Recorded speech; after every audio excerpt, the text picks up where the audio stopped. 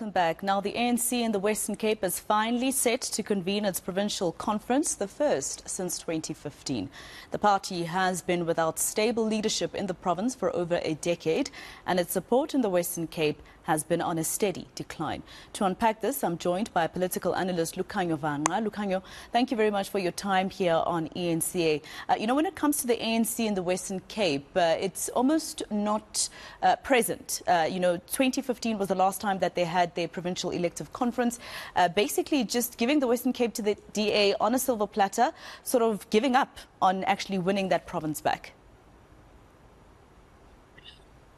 Good afternoon. Thank you for inviting me. I think the most indicative of that giving up is the fact that the leadership who were elected at that 2015 conference sort of abandoned ship and went on to secure plum jobs for themselves inside of Parliament. The full-time provincial secretary left his position to go become an MP in 2019. So really, they really have given up.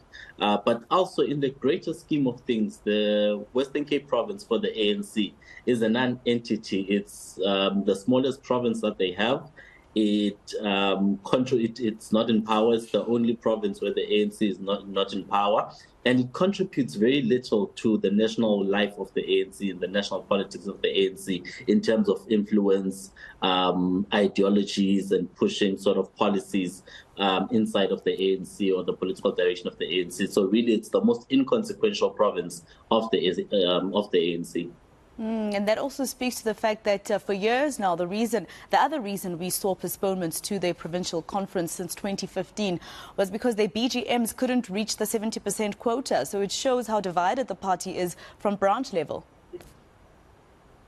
It's not even an issue of them being that divided, really. It's just that there's no vibrancy in those branches. I think the spokesperson for the province, the ANC in the province, Tumelo Mothotoane, said that some of these branches only exist in paper, but they don't really have a life on the ground. They don't really have the warm bodies that are going to capacitate the ANC. So when they hold some of those meetings, they don't have the warm bodies in order to be able to meet the threshold for them to hold some of these meetings. So the ANC has lost vibrancy within the Western Cape. It has lost electoral support, and it really has lost the warm bodies that drive the organization on the ground. And that's why it's in the situation that it's in today, that for 10 years it wasn't able to pull itself together and take itself to conference. But also, the largest region in that particular province, I understand, Lukhanyo, is the Dula-Omar region. And that particular region has been disbanded since February last year. So I don't see how, having this elective conference, okay, you can have leadership and have leadership in terms of the provincial legislature, etc. But without your biggest region, that means you're still going to sit on the opposition benches in terms of governance in that province. Yes, so the Dula-Omar region as well is the Cape Metropole, which is the most populous area in the Western Cape. So a very critical region for the province and the ANC. The fact that it's so dysfunctional in that region really doesn't bode well for their future electoral fortunes.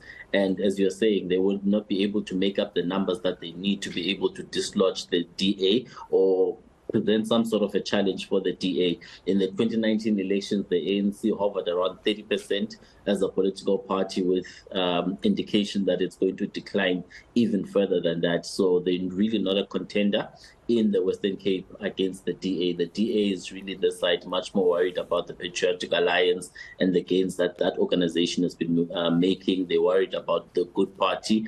They're really not that much worried about the ANC, because the ANC really doesn't have its house in order in this province, and it really is not vibrant and alive in this province. Let's talk about the candidates that are vying for chairperson in that particular province. We've got Richard Yankee, who became much more famous a few weeks ago, I think last week, if I'm not mistaken, because of the allegations that have been leveled against him by the suspended public protector. But does that taint him at all? Does that put a jab in his campaigning for chairmanship? Rather became much more infamous with the very horrific details of the alleged extortion of the public protector by emissary or someone who said that they were an emissary sent by him to solicit that bribe. So became quite infamous, but became famous as a result of him chairing the Section 194 committee on the fitness of the public protector to hold office. So that sort of gave him a political profile, and that platform gave him an opportunity, sort of a launching pad for him to be able to contest this provincial conference for the position of chairperson. I don't feel that he has the numbers to be able to carry the province. I think Cameron Dugmore has much more support from the regions that really sort of have an influence on the outcomes of the province. So I would put my money on Cameron Dugmore to emerge victorious from this weekend's conference. But Richard Jantyi has received quite a profile for himself. Again, having mentioned the Section 194 committee, so he really is a contender. But there's a third dark horse that is in there that could really be a spoiler for them. That is Lerumo. I think Mulaka, that's the IPC convener. So the power of incumbency is that you are you chair the process to go to conference, and you are able to manipulate some of the systems and processes and procedures of conference, and that gives you very important power or tool in terms of conferences. And you could be able to win a conference just using the power of incumbency. We've seen it happen before. If you look at the Free State and Tukwana, who got himself to be the IPC convener and was elected chairperson after that. Talking about the IPC, I mean, doesn't it show also the level of how much, even on a national level, the ANC could not deal for now, we'll say that, with the Western Cape? Because I remember in 2019 that the now suspended Secretary General, or former Secretary General of the ANC, Ace Magashule, had to appoint an IPC in the Western Cape because of all the disbanding that was happening in Dula Omar, etc. But that IPC also had to be disbanded in August because their time had lapsed and they had done nothing. So the issue with the Western Cape goes all the way to national then, in terms of the ANC not being able to get their house in order in that particular province. Yes, absolutely. But also it comes to the issue of the prioritization of the province as well, because the ANC was able to take all the other provinces kicking and screaming to their provincial conferences, except for the Western Cape.